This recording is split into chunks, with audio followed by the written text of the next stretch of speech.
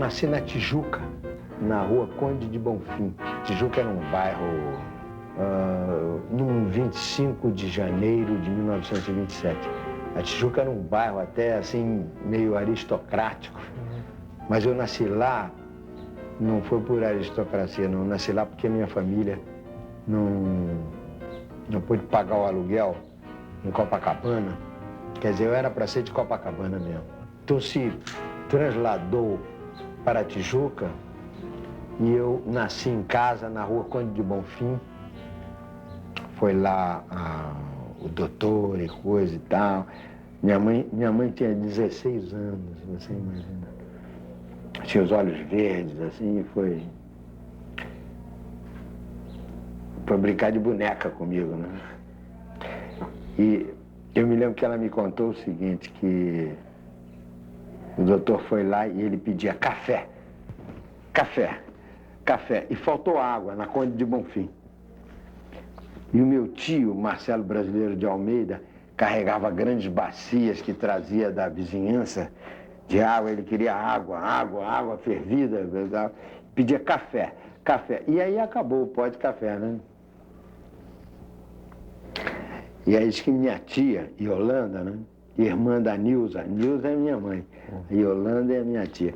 Diz que a Yolanda pegou aqueles restinhos de todos os cafés, botou numa panela, esquentou e deu para ele, porque não tinha mais café.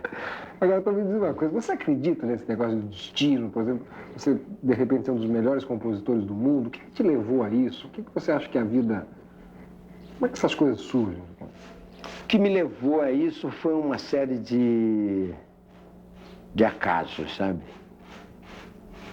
Eu não sou uma pessoa particularmente dotada para a música. Mas é isso que eu acho estranho você dizer isso. Como, Tom? Você faz músicas belíssimas, isso é um Não, paradoxo. eu sou uma pessoa que eu tive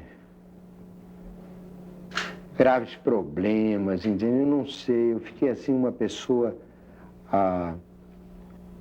eu acho que aqui com vocês, da TVE, com o Roberto Dávila, né? Roberto, acho que eu posso contar tudo, não posso? Mas... Sei lá, eu fiquei olhando, sei lá, eu vi aquela calçada, aquelas nuvens que passavam lá em cima de Ipanema, né? Eu nasci na Tijuca, mas com 1 ano de idade estava naquele areial, né? Areial de Ipanema, com aquelas pitangueiras, aqueles lagartos, aqueles camaleões, aquela cobra verde e tal. Então, sei lá, eu ali soltava as minhas pipas, comecei a conhecer o vento de lá, o vento de cá e tal. E sei lá, aí veio foi parar um piano lá na minha casa. Um piano velho, um Bechstein alemão preto, assim, piano de armário, né? Foi lá pro fundo da garagem, né? E eu vinha da praia. Eu detestava piano, eu achava que piano é um negócio de menininha, então eu achava que eu gostava de jogar futebol, entende?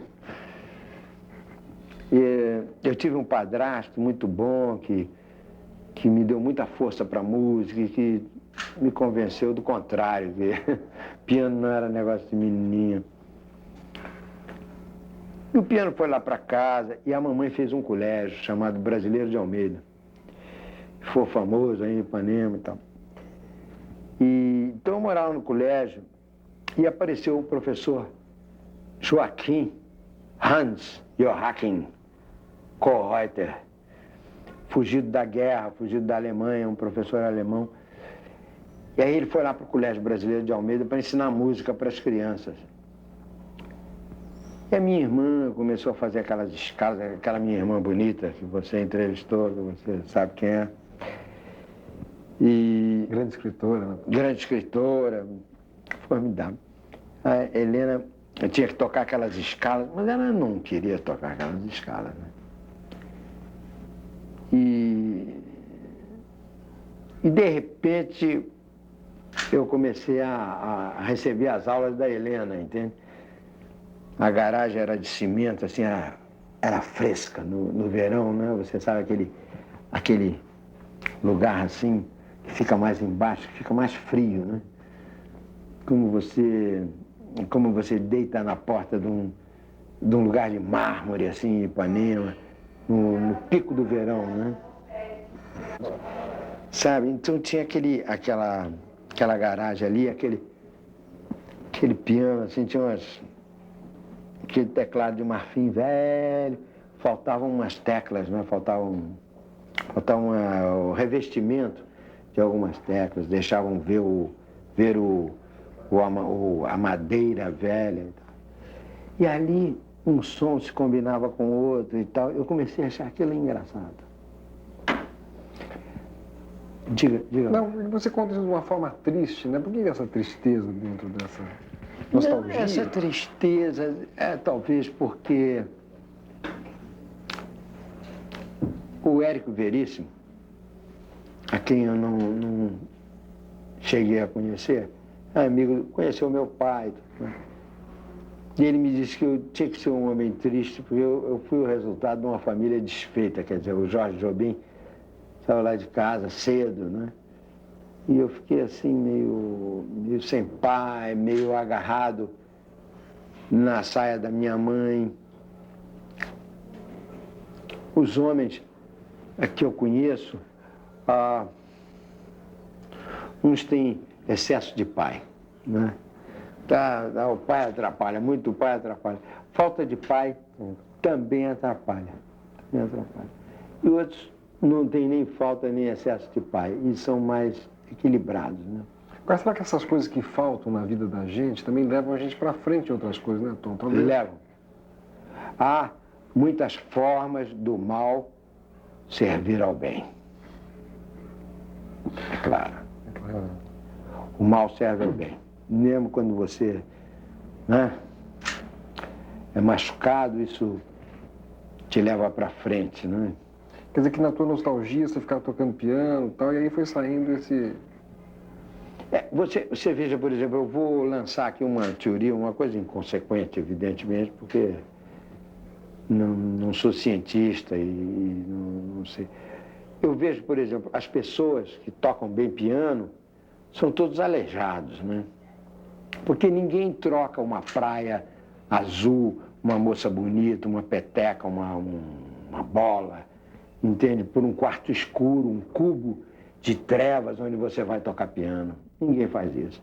Quer dizer, o Luizinho Essa, por exemplo, rapaz que eu conheci jogando futebol na praia, ele teve paralisia infantil. Então ele se dedicou ao piano, um grande pianista, um grande músico. O Sérgio Mendes teve osteomielite, não é? Quer dizer, teve tuberculose nos ossos.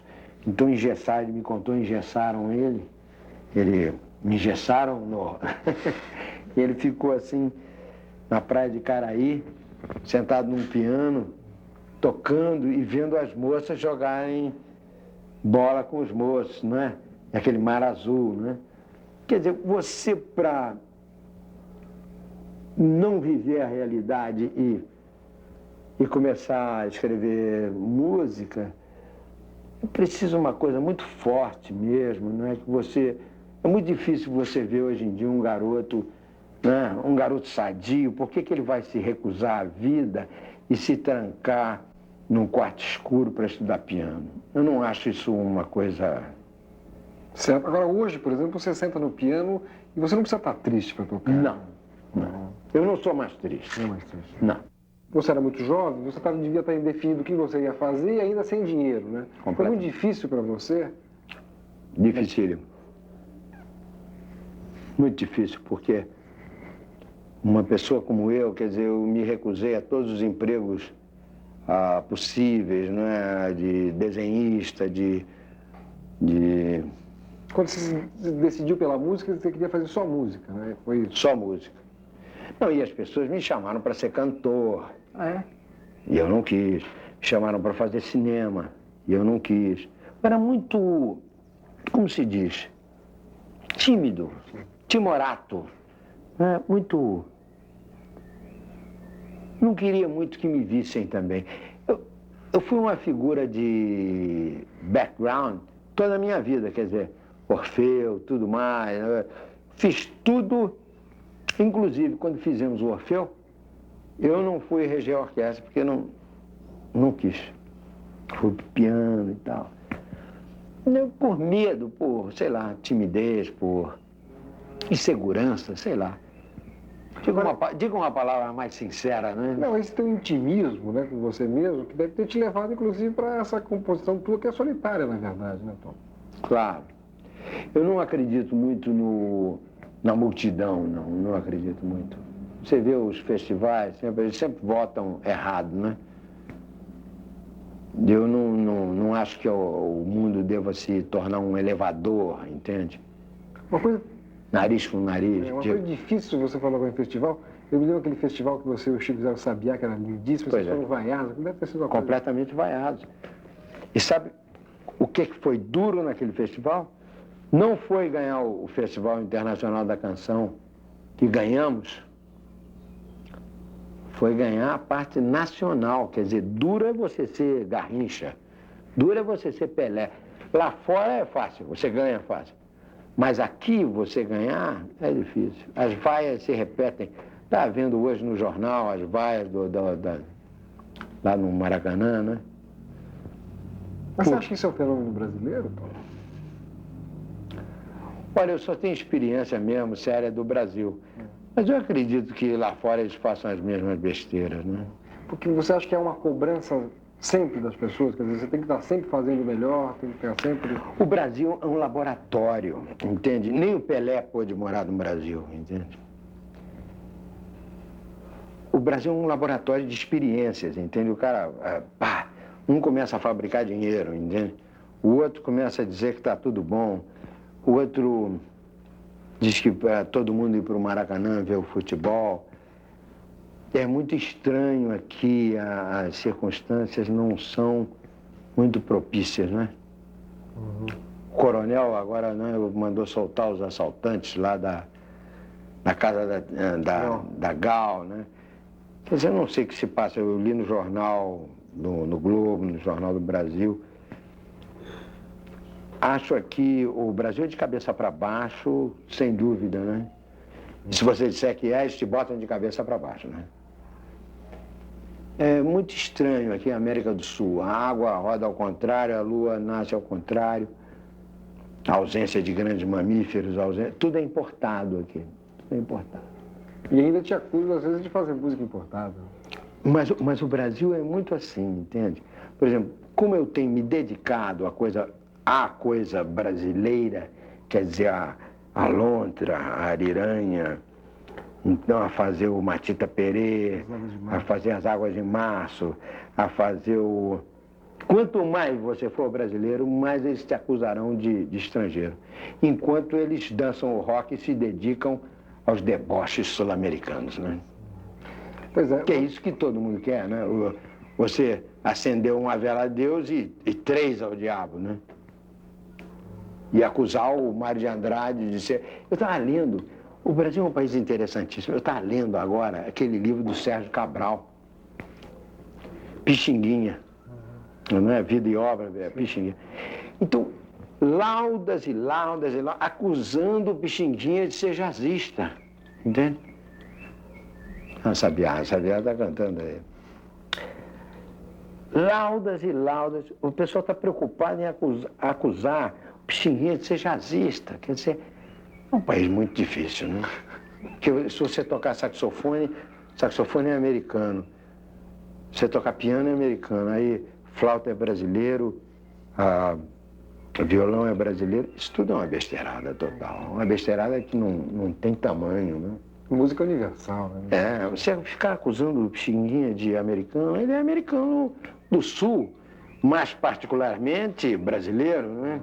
Brasileiro, né?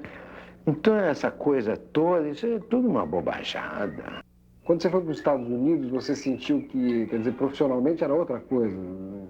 O respeito a você, nesse sentido? Senti. Eles lá dão uma outra... Mas eu não sei, sabe? Eu não sei se eu fosse americano do norte, sou americano do sul, né? Se eu fosse americano do norte, eu acho que eu teria outros problemas, entende?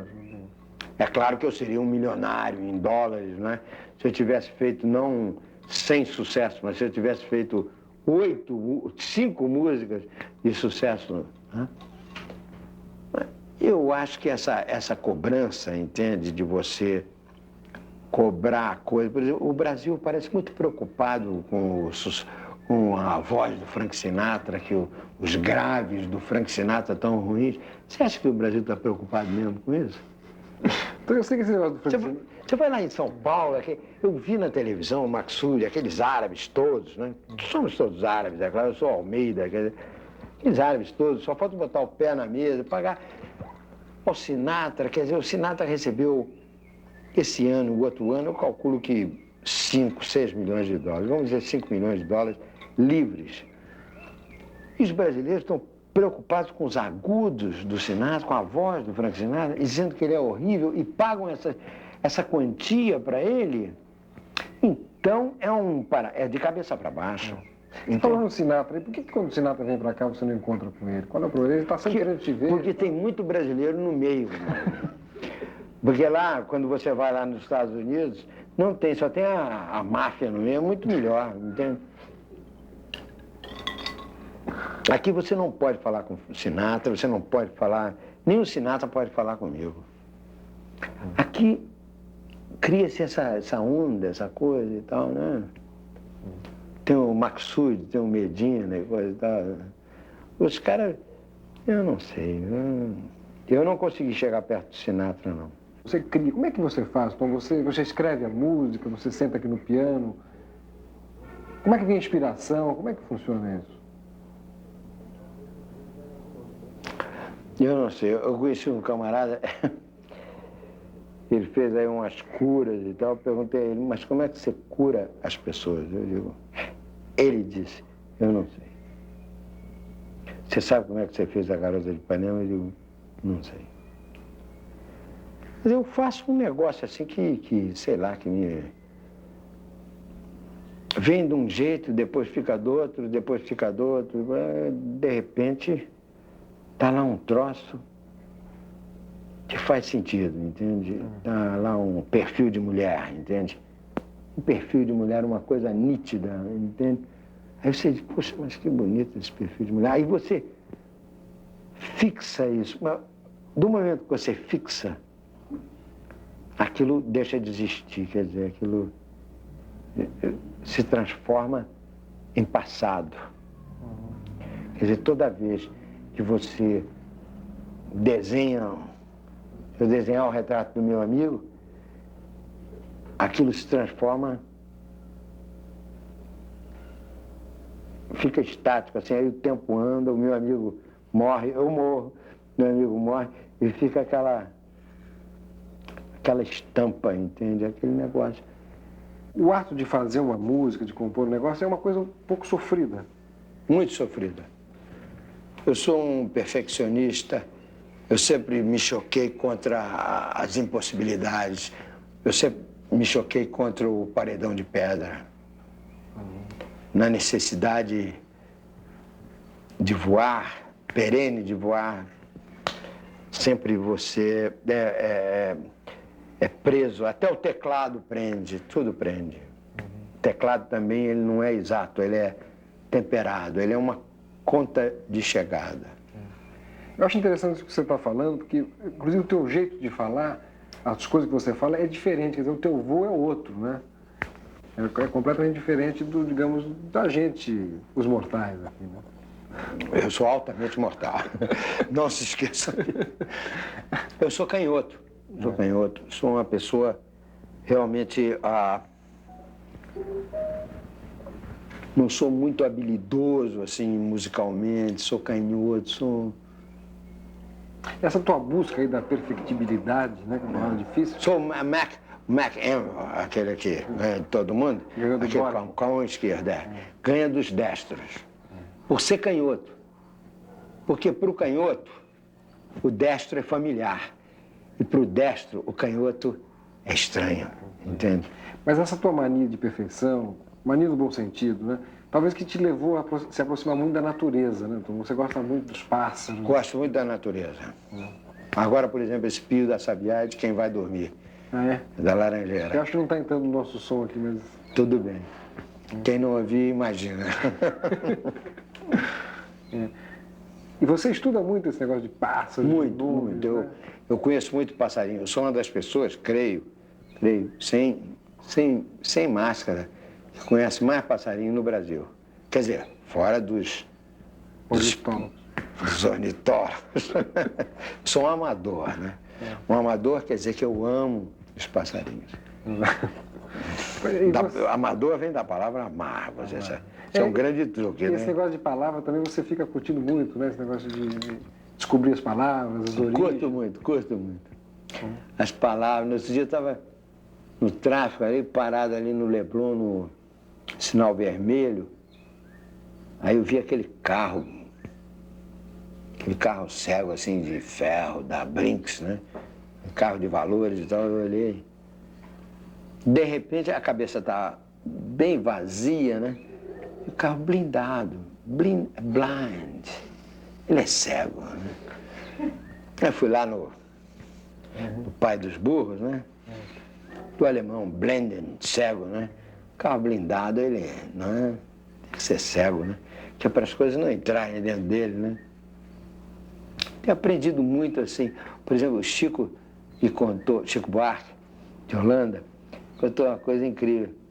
Por exemplo, você vê a palavra perdão, né? Perdonare, pardonner, pardon, né? Para dar, né? Perdonare. Aí você vai para a palavra inglesa forgive, que significa exatamente para dar, né? Quer dizer que o perdão é feito para dar mesmo, né? Pardonare, né? Pardonner, perdonare, perdoar, né? Perdoar, para dar, né? Forgive, né? E você é um sujeito que perdoa ou você guarda as coisas? Como é que você é? Não, poxa, agora você é uma armadilha. Não, perdoa as coisas. Eu não tenho bronca com ninguém, não tenho raiva de ninguém, não. Acho que as pessoas que tentaram me fazer mal, que me fizeram mal, acho que, sei lá, que elas tinham que fazer isso mesmo, né? É difícil passar uma vida sem ter inimigos, né, Tom? Não pode. Nem na América do Sul, nem na América do Norte. Você vê na América do Norte, eles matam os presidentes todos, né? Não, a vida sem inimigos é impossível, porque não existe o dia sem a noite, não existe Não existe o que existe é a dualidade, quer dizer, e fora, além da dualidade, existe o absoluto, né? Mas as pessoas, o Rio de Janeiro, por exemplo, para mim é muito difícil, entende? As pessoas, cada canção que eu faço, as pessoas me agridem, não tem nada que ver, não. É negócio de otário. Você está fazendo alguma coisa? Estou vendo aqui tudo escrito aí e tal. Você está fazendo alguma coisa? Eu estou fazendo demais. Estou fazendo muito mais do que eu queria. Com 30 músicas novas, fazendo a abertura da Globo. Vou fazer o especial com a Globo. Eu podia te pedir só para você mostrar uma coisinha assim, pode? Com esse sorriso, você pode pedir qualquer coisa. Mas eu trabalho muito, sabe? Roberto, não está certo. O que eu sinto assim no negócio do Brasil, por exemplo, agora, o Brasil não pega fogo. Então, em agosto, o Brasil pega fogo. Aí todo mundo bota fogo no mato, aí fica tudo pegando fogo, queima tudo, queima as árvores, depois você precisa de um cabo de enxada, você não tem, entende? O Brasil não pega fogo, mas as pessoas põem. Se parar de chover, eles botam fogo no mato, entendeu? Aqui, por exemplo, essa floresta da Tijuca está aí porque não pega fogo. É tão molhado aqui é o pinico do Rio, né? O sovaco do Cristo, né? Aqui as crianças têm asma, tem tudo. É água, isso daqui é água pura, né? Jardim Botânico. Jardim Botânico. Por isso, Jardim Botânico, né? Eu sei que você sofre muito com a lagoa também, né? Então, ver a lagoa. Claro, vamos falar na lagoa. Cada árvore que tem aí tem uma vela acesa embaixo, né? A vela do serviço, coisa e tal. Então a Floresta da Tijuca, cada grande árvore, tem uma vela acesa embaixo, acesa no oco do pau, quer dizer, na matriz mesmo ali. E não pega fogo. De tão úmido, né? De tão úmido. Em cima da lagoa, né, que você... A lagoa, que eles estão fazendo uma porção de bobagem. E vão fazer uma bobagem. O homem quer sempre matar o índio, escravizar a mulher, tacar fogo no mato. Isso tudo é besteira. A lagoa tem que deixar, cada 6 horas, aproximadamente, e aí falo assim, tipo, como se eu fosse doutor, né? Como se eu fosse didático. Não sou. Cada 6 horas, 5 horas e não sei quantos minutos, a maré vai de cheia a rasa, né? Então a água entra e sai da lagoa necessariamente. A não ser que você bote obstáculos a isso. Você não pode assoalhar o chão do canal da lagoa. Porque aí quando a água que quer entrar, que quer sair, vai cavar na areia, ela não pode cavar porque o chão está cimentado. Eles pegaram ali em Jacarepaguá, tem aquela lagoa da Barra e a outra Marapendi, não sei como é que se chama, e botaram uma faixa, botaram um aterro para passar o automóvel, e então cortaram a saída da lagoa para o mar. Quer dizer, cortaram a saída de uma lagoa para outra lagoa que se ligava ao mar. Então, boiou tudo, né? Boia tudo, fica prateada e começa a feder rapidamente, né? Você não pode cortar a vida de uma lagoa impedindo a água do mar de entrar e a água da lagoa sair. É isso que eles têm feito. Mas é tão elementar isso, né, Tom? Mas é tão elementar que eu nem devia estar falando aqui, mas tem que falar porque é isso que eles estão fazendo. Queimando o mato, não é? E não deixando as lagoas se comunicarem com o mar, né? Então fica essa porcaria que aí está. Mas isso é muito fácil de remediar. É só deixar a velha mãe natura respirar. Que a água entra e a água sai. E não interferir nisso. Nada de comporta, computador, tudo isso é besteira. Milhões de dólares, isso é besteira. Pois é, ouvindo você falar isso aí, Tom, e sabendo que você tem um filhinho pequeno, você fica muito angustiado em ver o mundo desse jeito? Quer dizer, o teu filho, não é? Olha, eu acho que a única coisa obscena que existe no mundo é muita gente, entende? A única coisa realmente obscena é muitas pessoas no mesmo lugar. O homem, para ter um mínimo de dignidade, ele tem que ter um espaço. Esse negócio de transformar o mundo num elevador e dizer que quanto pior, melhor, isso é mentira. Quanto pior, pior. Essas pessoas que cultivam esse lado das coisas não têm razão.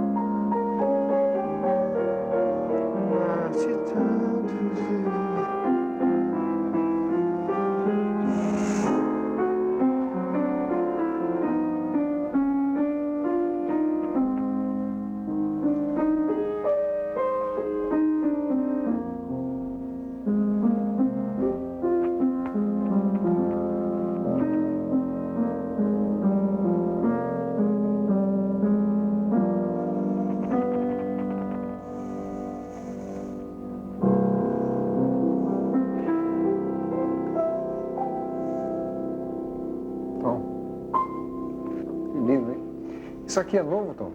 É, novinho. É um negócio que estou fazendo para Globo. Me diz uma coisa, você vai botar a letra mesmo? Estou botando. É essa aqui, que aqui está. É o tema da novela, né? Essa nova novela. Da nova novela. Então isso aqui é um furo de reportagem. Eu não sei, vocês me obrigam a tocar sempre o que eu quero ocultar, né? Hã? Tom, você, teu grande companheiro, quer dizer, de música, foi o Vinícius, na dúvida, né? Certo. Hoje quem é o teu grande companheiro? Meu querido, hoje meu pai sou eu. No outro dia tive que me olhar no espelho e dizer, olha, Tom, eu sinto muito, mas...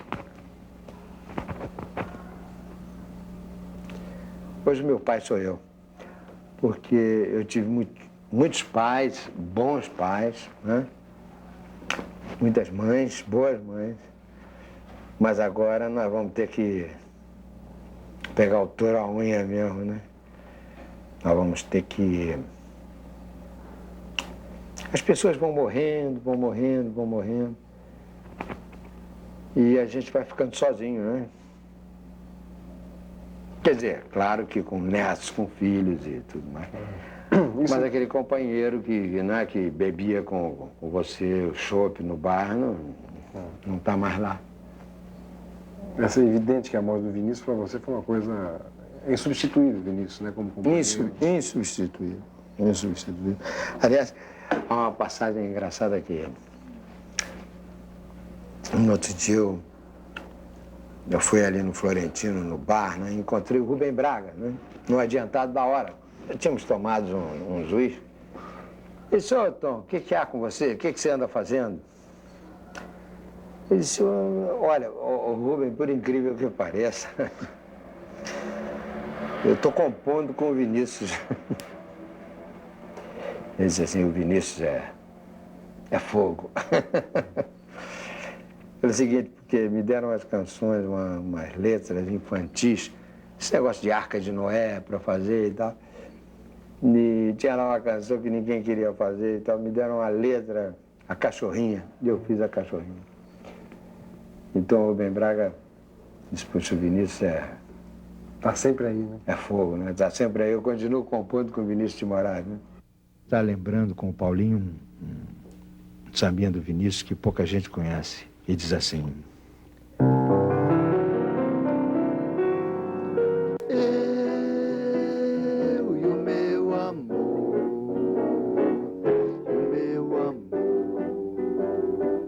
que foi-se embora e até hoje não voltou.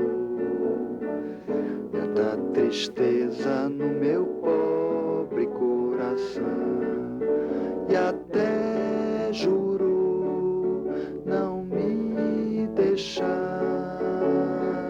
e foi-se embora para nunca mais voltar. Eu e o meu amor,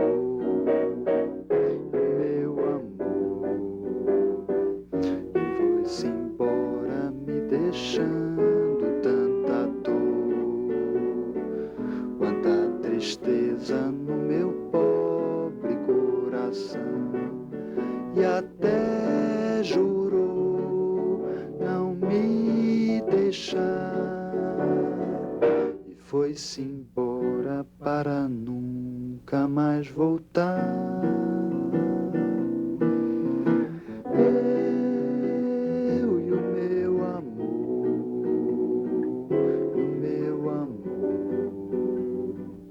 quanta tristeza no meu pobre coração. Eu sei que você compôs agora duas músicas com o Chico, né, Tom? Com o Chico, Chico e eu temos trabalhado um pouquinho. Ele está na Itália, né? Tá em Roma. Eu tenho trabalhado muito, sabe? Fiz aí... tanto, nem vale a pena contar. O que eu tenho feito muito mais do que eu queria. Você já está gravando ou não? Está tudo ainda... Tenho gravado muita coisa nova. Gravado aí, né?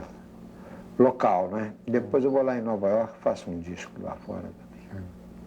Faço aqueles aqui e outros lá. Outra coisa, tá todo mundo cobrando aí uma música do Caetano, né? Que tá pra sair, mas não sai, né? Poxa, mas sabe o que é? Caetano e eu somos pessoas que navegamos a maré, né? Então, se a gente se vê, a gente faz um pouquinho. Se a gente não se vê, a gente não faz. A gente não se vê, né? Porque é tanta música, o Caetano tem tanta música, eu tenho tanta música.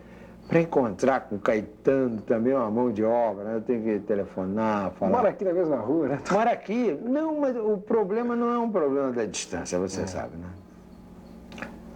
O problema não é esse. O problema é que ele é um homem muito ocupado, né? Muito atarefado. E eu também. A minha vida não dá tempo puxa, cortar as unhas, fazer pipi, difícil.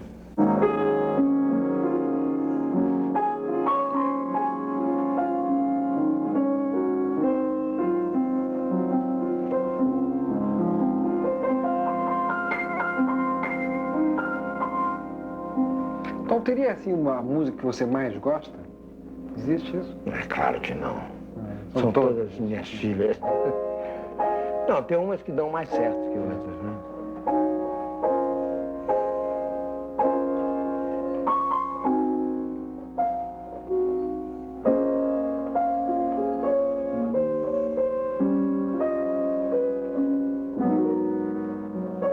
Claro que tem umas músicas que sempre dão mais, né? Resultado, né? E você, por exemplo, se o Chico faz uma música belíssima, te dá um negócio, puxa, essa eu podia ter feito, te dá isso, não? Não, não me dá uma coisa diferente. Eu gosto muito da música dos outros. Sou um sujeito que sempre toca a música dos outros.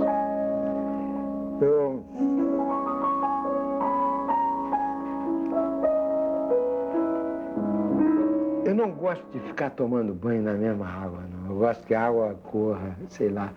Eu gosto de, sabe, tocar uma música assim, do Lupicínio, entende? Nunca em que o mundo calar. Eu gosto de um negócio assim, eu não gosto muito de tomar banho na mesma água, não. O negócio da lagoa, entra e sai, né? Se não houver renovação, eu não gosto muito, sabe, da pessoa. Esse negócio, essas coisas que a gente conversou, a infância. A infância é igual a qualquer infância, entende? O sol batia na calçada, às vezes vinham as nuvens, a calçada ficava mais fosca, às vezes ficava, né, mais clara. Eu acho que o que é bom mesmo é você ter uma vida rica, entende? Como a do Villa-Lobos, entende? Que é a vida do Brasil, com todas as pessoas, todos os pássaros, as coisas. Então, essa sensibilidade imensa que você tem, né? Você acha que todas as pessoas têm uma sensibilidade e não conseguem colocar para fora, de uma certa forma? Ou você acha que isso são pessoas privilegiadas nesse sentido, entende? Da sensibilidade? Não, eu acho que toda pessoa tem essa coisa. Toda pessoa tem essa vivência interna que não tem muito a ver com o anúncio que sai na televisão. É claro que o meu filho, ele é pequenininho, ele vendo o anúncio da televisão, ele vai repetir o anúncio da televisão. Mas é claro que ele tem uma coisa dele que não é o anúncio da televisão. Eu acho que a pessoa humana é rica, riquíssima.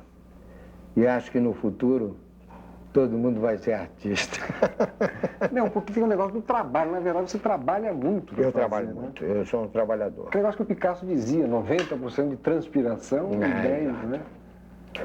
O que eu sei é que no Stravinsky dizia, a música moderna é 5% de inspiração e 95% de transpiração.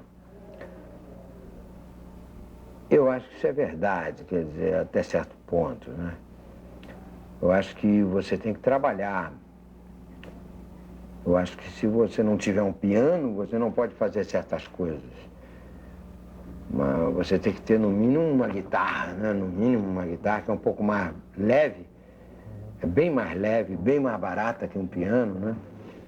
Porque o piano já é um instrumento que não existe no Brasil, é um instrumento obsoleto, né? Um instrumento fora das possibilidades. Que é engraçado, né? As pessoas devem pensar, não, o artista leva uma vida, um trabalho, você fica horas para fazer uma música, ou dias, às vezes. Eu tenho um vizinho aqui, é médico, e disse, ô Tom, eu nunca vi ninguém trabalhar tanto quanto você. Porque quando eu pego uma chansong para mim, eu vou assim um mês em cima de um negócio, entende? E é um desgaste emocional terrível, né, Tom? Total. Eu vou mesmo, até as últimas consequências. Eu vou mesmo e me dou naquilo que eu me propus escrever. Se bem que eu estou me tornando... Eu fui uma pessoa revolucionária. Estou me tornando um clássico, um obsoleto, entende? Quer dizer, isso acontece na vida das melhores famílias, né? Por que você acha que você hoje está mais acomodado na tua música? Não, pelo contrário. Hoje eu me sinto muito mais incômodo na música. Porque antigamente todos esses jardins eram possíveis e hoje em dia só existe essa coisa aí do mundo, essa violência. Hoje em dia a besteirada já vai alta, né? E vai ficar cada vez mais besteira. Porque quando brota a água da pedra aí, vem a polícia, manda cercar e o outro manda derrubar a cerca e tal. Tudo besteirada. Taca fogo no mar. É isso. O homem é muito besteirão, faz aquela fumaceira. Na verdade, a ecologia é a coisa que hoje mais te preocupa, né, Tom? Quer dizer, uma das coisas que te preocupa Não, muito. eu não sou ecólogo, assim, quer dizer, no sentido de... Mas da preservação, né, de cuidar... No sentido da tua vida, da vida do teu filho, da vida do meu filho. Isso pouco vai nos interessar daqui a pouco, né? Mas eles vão ter que olhar para isso, né? Porque esse negócio só de destruir e confiar que sempre a água vai cair limpa, destilada, que a fonte vai ser sempre pura, a natureza sempre dando as coisas boas e o homem sempre destruindo, tacando fogo nas coisas, isso não é bom, isso é uma doação ilimitada a uma eterna ingratidão. A gente está falando do negócio da inspiração, né? Você fica momentos ou tempos da tua vida sem inspiração, Tom? Medo, assim, que de repente você... Ou não te acontece isso? Acontece, assim, de ficar muito desligado da música. A música me chateia muito, me incomoda mesmo, aquela música que toca no rádio, eu acho aquilo muito chato. Sabe, quando liga o rádio do carro, eu acho aquilo chato. Eu odeio... Música é um assunto muito vasto. Por exemplo, música é um negócio que serve para você fazer ginástica, para você fazer amor, para você fazer... Seria a guerra, os hinos patrióticos, não é? Patrióticos.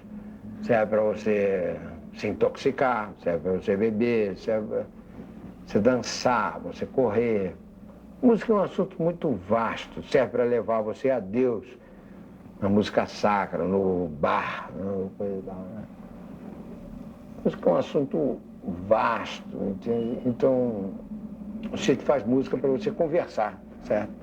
Ele toca música lá, a Muzak, né? A Musaka, né? Como é que chama? Musaka? Não sei. Muzak. Aquela indústria que faz tocar aquela música no dentista, no avião, no barracão, toca aquilo então. Mas aquilo soa Beethoven e o Rolling Stones, soa tudo igual, né?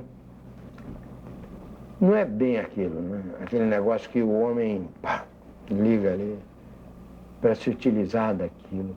Hoje em dia eu acho muito difícil você ter assim uma discoteca, você ouvir Brahms e coisa. Eu acho que ninguém tem isso, né? Só umas 3 pessoas, né? Você escuta música clássica? Escuta um pouquinho, quando tem tempo, né? Mas é muito duro, não é muito... Aliás, falar música clássica já é um negócio assim meio... música, né? Música clássica, a gente sempre discrimina, né? Você faz uma diferença entre a música que você faz, digamos, e a música clássica? Não, eu não faço diferença nenhuma. Mas existe. Eu não faço a menor diferença. Uma música pode ser belíssima e riquíssima, mesmo sem ser clássica, né? Claro. Essas músicas, as valsas de Chopin, eram valsas populares, eram as mazurcas e coisas. Mas tinha uma certa classe, né? Uma certa classe. Eu acho que música popular, eu não faço essa distinção assim, então. Você poderia sempre distinguir, né? Distinguir música popular, popularesca, clássica e tal, erudita, né? Moderna, eu acho que essa discriminação não tem muito propósito, né? Não tem nada a ver, não. Né? Então a gente está chegando no fim do programa, Diga né? lá. O que você gostaria de dizer para as pessoas, Tom? Você gostaria de dizer alguma coisa? As pessoas que... estão ouvindo aí milhares de pessoas. Eu amo as pessoas e que, poxa vida, e que eu quero que seja tudo bom no Brasil, que é para a gente poder viver em paz aqui, né?